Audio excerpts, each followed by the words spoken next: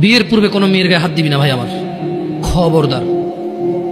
বিয়ের পূর্বে কোনো মেয়ের সাথে কথা বলবি না, খবরদার। তোর যোগ্যতা নেই ওর সাথে কথা বলার। তুই কে রে? বামন হয়ে চাঁদের দিকে হাত বাড়াবি না। আমার বোনরা চাঁদ।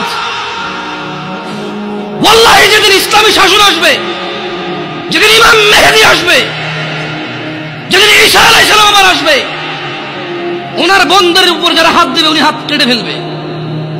তুই বামন হয়ে চাঁদের দিকে হাত বাড়াইস না। আমার বোনরা চাঁদ।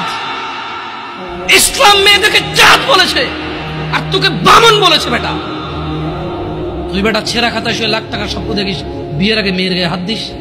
তোর সাহস কত? তোর সাহস কত?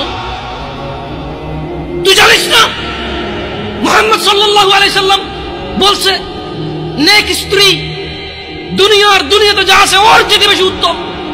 তুই কি করে ওর গায়ে হাত দিস বিয়ের আগে? তোর সেই যোগ্যতা আছে বল?